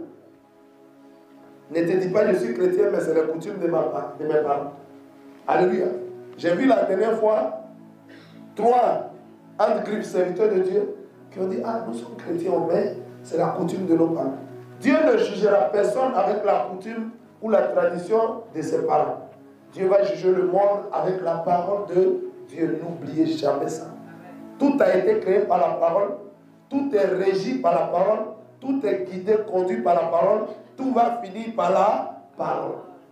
C'est la parole qui va nous juger. Amen. Alléluia. Nul ne sera jugé avec les coutumes de sa famille, ni avec les traditions de sa famille. Gloire à Jésus. Quelqu'un comprend très bien. Acclame la puissance de la parole. Donc vous imaginez des Hébreux qui ont des problèmes. Ils doivent faire quoi? Ils doivent invoquer leur Dieu, leur Seigneur. Alléluia. Mais ils s'en vont voir Pharaon. Pharaon, c'est l'image de qui? L'Égypte, c'est l'image, l'Égypte classique, spirituellement. Je ne parle pas de l'Égypte, le pays Égypte. Alléluia. Je parle du spirituel. Le pays Égypte spirituellement représenté par le monde. Amen. Amen, amen. Et Pharaon, c'est l'image de Satan. Donc, un enfant de Dieu qui a un problème, qui s'en va voir Pharaon, ça veut dire qu'il est allé voir le diable, il est allé voir les féticheurs, les marabouts, les comiens, les prêtresses de la sorcellerie. C'est eux qui s'en vont voir. Un enfant de Dieu n'est pas appelé à ça, il est appelé à consulter son Dieu. La Bible dit à Ésaïe 8, verset 19, si l'on vous dit, consultez ceux qui évoquent les morts, qui poussent des soupirs et des sifflements, répondez-leur. Un homme n'adorera-t-il pas son Dieu? S'adressera-t-il aux morts en faveur des vivants? Acclame la puissance de la parole de Dieu. Gloire à Jésus. Alléluia. Vous, en tant qu'enfant de Dieu, si l'on vous dit, va chez féticheur, va chez marabout, tu as un problème, non? Je connais un bon féticheur, je connais un bon marabout. La Bible te dit, réponds-leur. Tous ceux qui vont te dire, réponds-leur. Est-ce que moi j'ai un Dieu? Est-ce que je n'adorerai? Un homme n'adorera-t-il pas son Dieu? Alléluia. Un homme n'adorera-t-il pas son Créateur? Un homme n'adorera-t-il pas son Seigneur, son Créateur? S'adressera-t-il aux morts et aux féticheurs? Alléluia. Alléluia. Il doit s'adresser à son Créateur. C'est lui qui nous a créés, c'est lui qui nous a amenés sur la terre. Alléluia. C'est pourquoi la Bible dit en Psaume 100, verset 3, sachez que l'Éternel est Dieu. C'est lui qui nous a fait et nous lui appartenons. Nous sommes son peuple et le troupeau de son pâturage. Acclame la puissance de la parole. Nous appartenons à Dieu. Nous sommes son peuple et le troupeau de son pâturage. La Bible dit en Psaume 24, verset 1. Psaume 24, verset 1. À l'Éternel toute la terre et ce qu'elle renferme, le monde et ceux qui l'habitent. En principe, tous les hommes sur la terre, quand ils ont un problème, ils devaient chercher Jésus-Christ de Nazareth. Parce que tout ce qui existe appartient à Jésus-Christ. Tout ce qui existe, les arbres, appartiennent à Jésus. Ça appartient à Jésus pourquoi? Ça appartient à Jésus pourquoi? C'est Jésus qui a créé ça. Quand vous avez créé quelque chose, ça vous appartient. Tous les arbres, toutes les forêts appartiennent à Jésus. Toutes les eaux, les océans, les mers, les fleuves appartiennent à Jésus. Pourquoi? C'est Jésus qui a créé ça. Alléluia. La Bible dit tout a été créé par lui et pour lui. Tout a été créé par lui et pour lui. Tout ce qui existe a été créé par Jésus. Amen, amen. Les mers, les océans, tous les poissons qui sont dans les océans appartiennent à Jésus. Alléluia. Toutes les plantes, les arbres, les manguiers, les papayers, les orangers, toute la végétation appartient à Jésus. Pourquoi? Parce que c'est lui qui a créé ça. Tous les hommes qui sont sur la terre, toutes les ethnies, toutes les races, les Chinois, les Allemands, les Anglais, les Français, les Africains, tous les hommes ont été créés par Jésus. Tu veux pas, c'est Jésus qui t'a créé. Le jour du jugement, tu vas le voir. La Bible dit, tout œil le verra. Amen, amen. Même ceux qui l'ont percé, ils vont le voir. Quelqu'un comprend la parole du Seigneur? Acclame la puissance du Saint-Esprit. Gloire à Jésus. Alléluia. Nous étions à quel verset? On était au 17. Verset 17. Pharaon dit, vous êtes des paresseux, des paresseux. Il a insisté. Voilà pourquoi vous dites, allons offrir des sacrifices à l'Éternel. Verset 18. Maintenant, allez travailler. Il dit quoi? Ça veut dire que Pharaon ne s'occupait même pas de leurs demandes. Ça vous apprendra. Vous êtes des enfants de Dieu. Vous avez un problème, c'est Pharaon, vous allez voir. Vous voyez pourquoi, quand vous allez voir les féticheurs, votre problème n'est pas réglé. Pourquoi spirituellement le problème n'est pas réglé? Amen. Parce qu'ils n'ont pas compté sur leur Dieu. Le problème ne se règle pas parce que ce n'est pas eux qui t'ont créé. Ce n'est pas un marabout qui t'a créé, ce n'est pas un féticheur qui t'a créé. Le problème ne peut pas se régler.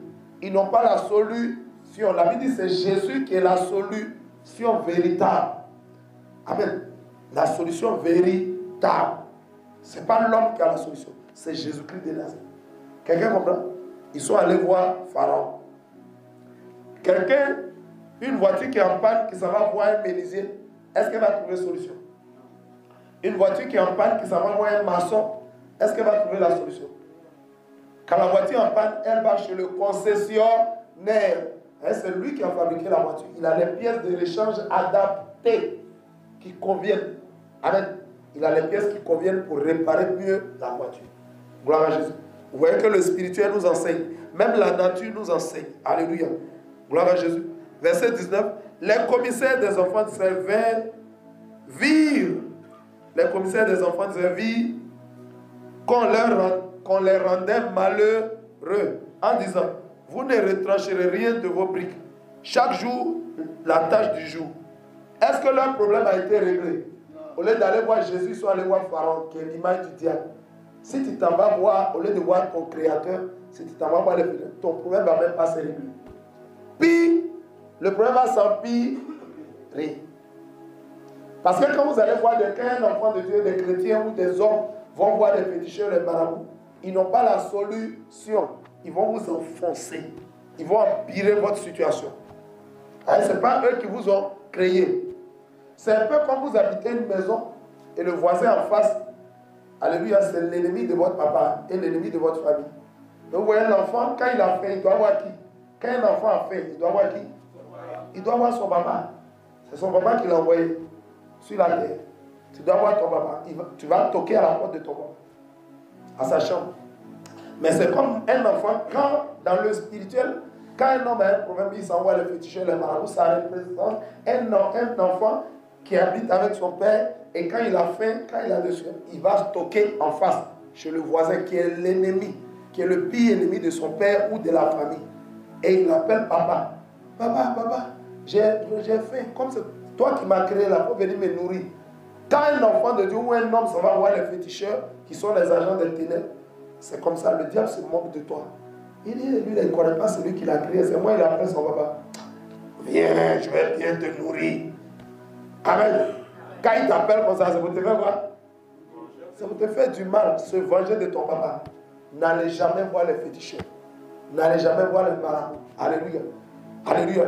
Alléluia. Quand vous avez un souci, regardez là-haut. Vous avez un Dieu, alléluia, qui est prêt pour vous. Il s'appelle Jésus-Christ de Nazareth. Acclame Jésus. Quand les commissaires sont allés, hébreux sont allés voir Pharaon, non seulement leur problème n'est pas réglé, mais leur problème c'est aggravé. Comme tout agent de ténèbres, quand tu iras le voir, il aggravera ta situation. Il ne soigne pas maladie. Alléluia. Le diable ne soigne pas parce qu'il n'y a pas la santé dans le diable. Alléluia. Le diable ne bénit pas parce qu'il n'y a pas le bien dans le diable. Bénit béni, il y a le mot bien dedans. Le diable ne peut pas te bénir. Ah, je vais chercher les bénédictions chez les féticheurs, chez les marabouts, chez le diable. Il n'y a pas le bien en Satan. Il ne peut pas te bénir. Parce qu'un être ne donne que ce qu'il a. Il n'y a pas le bien en le diable. Tu viens chercher des bénédictions, tu viens chercher un mariage, le bonheur. Il va te blaguer. Il n'y a pas la santé dans le diable. Il ne peut pas te communiquer la santé. Tu t'en chez le féticheur, je suis marabout, ils vont empirer ta situation. Amen. Un être ne donne que ce qu'il a. Gloire à Jésus. Quand ils sont allés voir Pharaon, leur problème n'a pas été résolu. Lui acclame la puissance de la parole.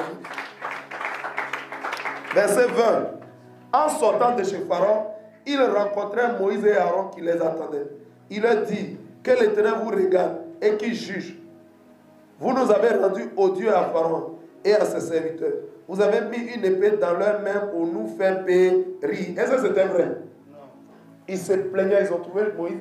Il dit même, vous avez fait notre situation devenir grave. De vous à moi. Il s'agissait de quoi? La situation devient grave, mais elle est sur le point de se résoudre. Est-ce que Moïse et Aaron étaient venus de leur propre chef? Ils étaient en mission pour Dieu. Or, quiconque est en mission pour Dieu, tant qu'il s'attache à Dieu, tant qu'il obéit à Dieu, va nécessairement, obligatoirement réussir la mise. Acclame le Seigneur Jésus. Alléluia. Ils prennent Dieu à témoin entre eux et puis Moïse. Mais c'est Dieu qui a envoyé Moïse et Aaron. Rien ne va leur arriver. Ils sont en mission pour vous-même, votre propre bonheur. Il nous reste 2 versets pour terminer. Verset 22, l'avant-dernier verset. Moïse retourna vers l'Éternel et dit, Seigneur, pourquoi as-tu fait du mal à ce peuple? Pourquoi m'as-tu envoyé? Verset 23, enfin, depuis que je suis allé vers Pharaon pour parler en ton nom, il fait du mal à ce peuple. Et tu n'as point délivré ton peuple. Gloire à Jésus. Moïse était en train de dire à Dieu, ah, tu m'as envoyé, mais depuis tu ne délivres pas le peuple. Au contraire, sa situation s'aggrave. Vous n'avez jamais vu ça dans le spirituel? Vous n'avez jamais vu ça? Tu as l'impression que tu n'avances pas. Tu as l'impression que les choses perdues. Tu as l'impression que les choses s'empirent. Ça ne veut pas dire que Dieu n'est pas présent. Alléluia. Quand ta situation s'aggrave, ça ne veut pas dire que Dieu n'est pas là. Quand ta situation s'empire, ça ne veut pas dire que Dieu est absent. Dieu est bel et bien là. Mais Dieu ne vient pas trop tôt. Il ne vient pas trop tard. Il vient en son temps. Dieu connaît le bon moment. Il connaît le moment où il doit intervenir. Gloire à Jésus. Amen, amen. Amen, amen. Quand Lazare est tombé malade, Marthe a appelé, envoyé quelqu'un, un messager pour aller dire à Jésus, ton ami, celui que tu aimes, Lazare, il est malade. Jésus n'a rien dit. Jésus dit, Pierre, continuons-le. Aïe, on a dit ton ami est malade. Jésus n'est pas venu. Et quelques jours après, Lazare est mort. Jésus dit, hé les gars, on s'en va voir Lazare. Mais il a dit, mais si donc il va se réveiller, il dit, non, non, non, Lazare est mort. Aïe, mais tu attendais qu'il meure. Puis maintenant tu dis, allons-y. Jésus ne vient pas trop tôt. Hein. Mais c'est la famille de Jésus. Lazare se disait que Jésus est venu en retard. Quand Jésus est arrivé, on dit, ah, tu n'es pas venu, il est mort, on l'a enterré, il sent déjà. Jésus a dit, non, non, si il se réveillera. Et il dit, je suis venu, moi je suis là. Marie dit, ah, Marie dit, je sais que tu es venu, le jour de la résurrection, il va ressusciter. Jésus dit, non, tu ne me connais pas. Jésus dit, non, je ne suis pas venu lui après. Moi-même, je suis la résurrection. Aïe, acclame le Seigneur. Jésus dit à Marie, il dit, non, je n'ai pas la résurrection, je n'ai pas. Mais moi-même, là, je suis la résurrection. Il y a des gens qui cherchent bénédiction. Alléluia. Au lieu de chercher Jésus. Il y a des gens qui cherchent pouvoir. Au lieu de chercher Jésus. Alléluia. Amen. La bénédiction vient de qui? Vient de Jésus. Le pouvoir vient de qui? Vient de Jésus. Toutes les grâces, toutes les bénédictions viennent de Jésus. Tu cherches quoi? Ça est en Jésus. La Bible dit en Jean 3, verset 37-36, la Bible dit, le Père aime le Fils et il a remis toutes choses entre ses mains. Alléluia. Si tu veux quoi? Tu veux le salut? Ça est où? Ça est entre les mains La Bible dit le Père aime le Fils et il a remis toutes choses entre ses mains. Tu veux le salut, ça y est en Jésus. Tu veux la vie éternelle, ça y est en Jésus. Alléluia. Tu veux le mariage, ça y est en qui? Dans les mains de Jésus. Alléluia. Tu veux l'ouverture des portes, l'élévation, ça y est dans les mains de... Quel que soit ce que tu veux sur cette terre, ça y est dans les mains de Jésus. Tu veux aller au ciel, il faut passer par Jésus. Tu veux avoir la vie éternelle, il faut croire en Jésus et en Jésus seul. Ah, si tu veux... Gloire à Jésus. Alléluia. La Bible dit qu'il a remis toutes choses entre ses mains. Celui qui a celui qui a Jésus a la vie éternelle. Mais celui qui n'a pas Jésus ne verra point la vie, mais la colère de Dieu demeure sur lui. Alléluia. Gloire à Jésus. Amen, amen. Amen, amen. Ils ont dit à Jésus, mais ils sentent déjà, tu es venu en retard. Est-ce que Jésus vient en retard? Est-ce que Dieu est en retard? Jamais, Dieu n'est jamais en retard. Alléluia. Regardez, pourquoi Jésus n'est pas venu avant que Lazare ne meure? Pourquoi Jésus n'est pas venu pendant que Lazare était malade? Jésus n'est pas venu, alléluia, parce que Jésus voulait, alléluia, il voulait glorifier son nom. Il y a gloire et puis gloire. Alléluia. Quand quelqu'un tombe malade, un pasteur vient prier pour lui, et puis la personne guérit. Les incrédules vont dire quoi? Les incrédules qui sont toujours là, ils vont dire quoi? Oh, est-ce que lui, il était vraiment malade? Le pasteur est venu dire, il n'était vraiment pas malade. Alléluia. Amen, amen. Les incrédules vont douter, ils vont dire que non, ça c'est pas un miracle. Notre frère là, c'est vrai, son corps était chaud, c'est parce qu'il ne s'est pas rincé. Alléluia. Donc il n'était pas malade. Amen, amen. Tu ne connais pas la profondeur du spirituel. Jésus a attendu que Lazare meure. Pourquoi? Parce que la gloire, alléluia, de la guérison est plus grande que la gloire de la résurrection. Alléluia. Gloire, ce n'est pas gloire. Priez pour un malade pour qu'il guérisse. Et prier pour quelqu'un qui est déjà mort, puis il revient à la vie. Ce n'est pas la même chose. Alléluia. On peut se dire, ah, est-ce qu'il était vraiment mort? Mais quelqu'un qui est mort, regardez ce qui se passe. Lazare est mort. Alléluia. Cela a fait plusieurs jours. Il a été récupéré son corps. Il a été enseveli. Enseveli, on l'a mis sous la terre. On l'a enterré. Il est là-bas depuis 4 jours. En principe, alléluia. En principe, biologiquement parlant, le corps de l'homme, quand un homme meurt, on le met dans le tombeau. En principe, le minimum, 4 jours minimum, le corps explose, le corps pourrit. Alléluia. Après 4 jours, 5 jours, 1 semaine, le corps pourrit et comment? Le corps explose. Mais le corps est déjà pourri. Donc Jésus attend que le corps pourrisse, que ça sente mauvais. Tout le monde sait qu'il a duré dans le temps. Bon, on ne peut pas dire qu'il n'est pas mort. Alléluia. Même s'il n'était pas mort le temps qu'il a fait là-bas, il allait mourir. Mais il était mort. Gloire à Jésus. Et donc Jésus dit, ôtez la pierre. Gloire à Jésus. Quand il est arrivé devant le tombeau, il a été accompagné des incrédules, des pharisiens. Jésus, là, il fait toujours miracle aujourd'hui. On va voir ce qu'il va faire. Quand Jésus est venu, il dit, ôtez la pierre. Est-ce que Jésus est venu? Jésus lui-même, il a enlevé la pierre. Jésus dit, vous les hommes là, vous mes disciples, ôtez la pierre. Il a dit aux hommes, ôtez la. C'est la pierre de quoi? La pierre de l'incrédulité. Les hommes ne croient pas au miracle. Les hommes ne croient pas à un miracle. Ce n'est pas de l'ordre de l'homme, c'est de l'ordre de Dieu. C'est le domaine, le miracle, c'est le domaine de Dieu. Quand on lance une pierre en haut, en principe, à cause de la gravité, elle tombe. Mais dans le domaine de Dieu, si tu lances en haut, Dieu peut dire ça s'arrête, et puis ça s'arrête là. Dieu est celui-là qui guérit ceux qui sont malades. Et Dieu est celui qui ressuscite les morts. Les hommes ne comprennent pas ça. Un homme qui est mort, comment il peut revenir encore là? Il revient encore bien. C'est le domaine de Dieu, dont les hommes ne croient pas. Donc Dieu voulait faire une démonstration de puissance à tel enseigne que quelqu'un qui est mort, qui a été enseveli et qui est pourri, quand il revient à la vie, il n'y a pas de discussion, il n'y a pas de débat. Alléluia. Tu crois ou tu ne crois pas ou tu vas croire. Ce jour-là, les pharisiens ont dit non, non, non. Aujourd'hui, là, quand ils sont retournés à leur base, ils ont appelé le souverain sacrificateur. Ils ont appelé les scribes. Ils ont appelé tout le Sanhédrin. Ils ont fait réunion. C'est vrai, le monsieur là, il fait miracle toujours. Mais aujourd'hui, ce qu'il a fait, ça dépasse notre entendeur. Alléluia. Un homme qui est mort, enterré, puis qui est pourri. Jésus lui a dit, Lazare, il dit, ôtez la pierre de l'incrédulité. Il y avait beaucoup d'incrédules là. C'est tant que l'incrédulité est là, tu ne peux pas être sauvé. Tu ne peux pas connaître Dieu. Alléluia. Amen, amen. C'est pourquoi quand tu viens, tu dois te repentir. Alléluia. Pour pouvoir croire. Tant que tu ne crois pas, tu ne peux pas aller au ciel. Amen.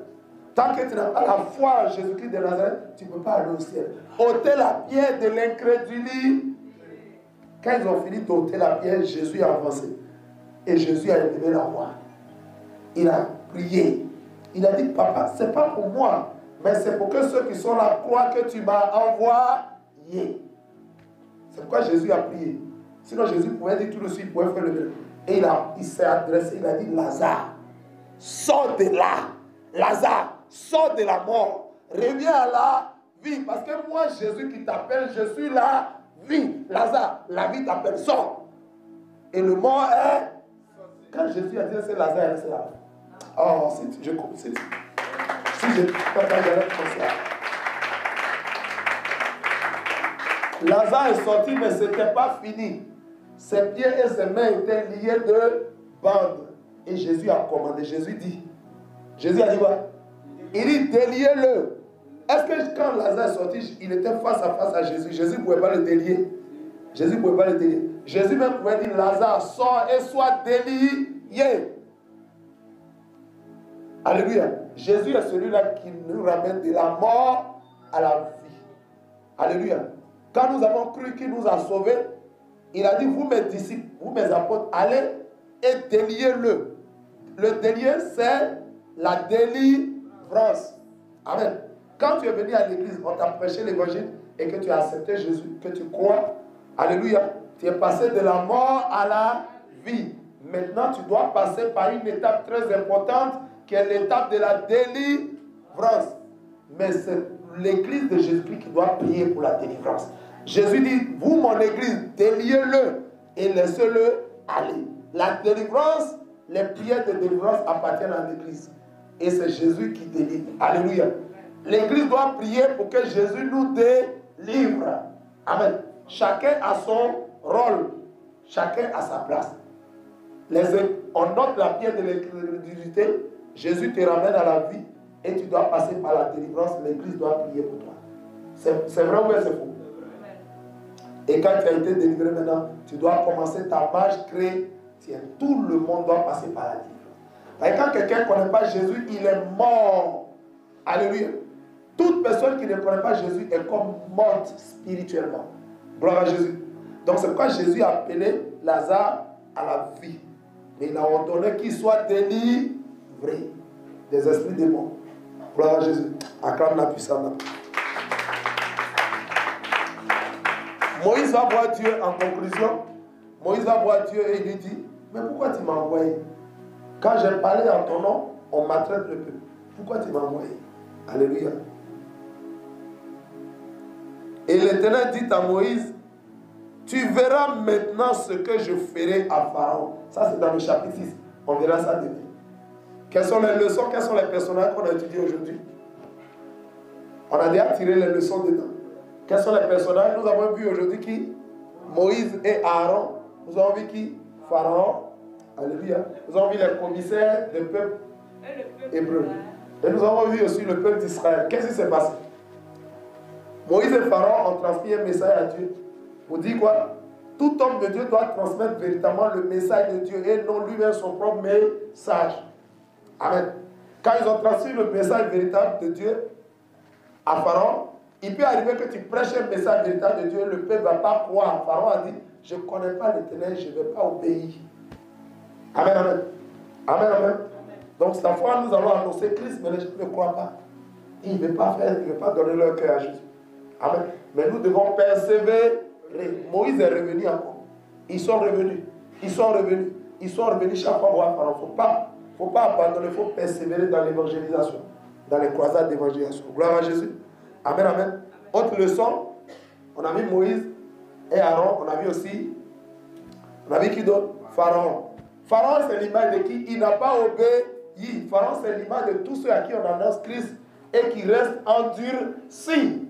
La Bible dit, si vous entendez ma voix, n'endurcissez pas vos cœurs. L'image de Pharaon, c'est l'image de tous ceux à qui on prêche l'évangile, la bonne nouvelle de Jésus-Christ, et qui restent endurcis, ferment leur cœur à l'évangile. Si tu fermes ton cœur à l'évangile de Jésus-Christ, tu ne peux jamais entrer au ciel. Alléluia. La route du ciel, c'est Jésus-Christ de Nazareth. Je vous dis la vérité, acclame la puissance de la parole. Et quelle leçon nous allons tirer du peuple hébreu et des commissaires? On termine. Leçon sur le peuple hébreu et les commissaires du peuple hébreu. Quelle leçon rapidement? On a terminé. Le peuple hébreu, quand ils sont venus leur annoncer, ils ont écouté, ils ont obéi. Amen. Ils ont dit, on est d'accord avec toi, tu es venu pour nous libérer, on est d'accord, on te soutient. Ils ont donné leur accord. Maintenant, les commissaires hébreux, quand la délivrance a commencé, souvent, on a fait prier pour toi, et puis les démons peuvent te griffer, les démons peuvent réagir. Tu commences à vomir, tu dis, hey, pasteur, moi je suis à la maison, je n'ai jamais vomi. Depuis que vous priez pour moi, je ne fais que vomir. En fait, Dieu est en train de te nettoyer. Tu as l'impression que ta situation s'aggrave. Oh, Dieu est en train de faire le travail. Il y en a qui vomissent, il y en a qui transpirent. Alléluia. Il y en a qui crient. Il y en a même qui sont déchirés. Il y a des esprits avant de sortir, déchirent la peau. Vous n'avez jamais vu ça? Ils blessent la peau, ils griffent avant de sortir. Tu as dit, mais pasteur, ma peau était bien, regarde comment ma peau est griffée. C'est les démons qui sont en toi. Que Jésus est en train de faire sortir, les serpents, les dragons. Gloire à Jésus. Donc, le peuple avait, les commissaires avaient l'impression que leur situation s'aggravait. Or, c'est la délivrance qui avait comment? Acclame la puissance de la parole. Quand la délivrance a commencé, il y a des réactions telles que les vomissures, la transpiration. Il y a même des pains. Il y en a pendant qu'on prie pour eux, ils font des pains. Ils libèrent de l'air. Ah, pasteur, dès vous priez pour moi, des choses bizarres m'arrivent. C'est comme si sa situation s'empirait. Or, Dieu est en train de le normaliser. Dieu est en train de te faire du bien. Amen, amen. Mais tout ne va pas se passer comme tu veux. Tu vas vomir. Tu vas bailler. Tu vas crier. Il y en a même qui crient. Comme si on était en train de les tuer. Or, on est en train de leur faire du bien. Amen, amen. Et quand les démons sortent, ce sont les démons qui poussent des cris. Ils n'arrivent pas à supporter le feu de Dieu qui descend sur eux. Donc, ce sont les démons. Ce n'est pas toi, c'est les démons qui crient. Donc, il ne faut pas avoir peur. Gloire à Jésus. Autre dernière leçon sur les commissaires du peuple. Dernière leçon. Oui. On a vu que les commissaires du peuple sont allés voir Pharaon, ils cherchent à voir Dieu. Quand un enfant de Dieu a un problème, il doit chercher à voir Dieu au lieu d'aller voir les ennemis de Dieu. C'est cette leçon qu'on a dit. Quelqu'un a appris quelque chose aujourd'hui? Quelqu'un a été béni aujourd'hui? Alléluia, on va continuer demain. On se tient debout, on va prier. Acclame le Seigneur si tu as été béni. Si tu as reçu quelque chose, acclame le Seigneur Jésus. Commence à prier, commence à dire merci à Dieu. Roi de gloire, nous voulons te dire merci. Nous voulons te rendre toute la gloire. Nous voulons te rendre hommage. Nous voulons te rendre honneur. Nous bénissons ton Saint-Nom. Merci pour ce temps que nous avons passé dans ta présence. Que ta fidélité est grande. Que ton nom soit élevé au-dessus de tous les noms. Sois béni, Roi de gloire. Éternel Dieu, tu nous as richement bénis ce matin. Tu nous as enseigné ta parole. Et tu nous as richement bénis. Que ton nom soit béni. Au nom puissant de Jésus. Si quelqu'un a été béni, si quelqu'un a reçu quelque chose, qu'il acclame le Roi de gloire. Acclame Jésus. Que le Seigneur te bénisse. Shalom, à demain.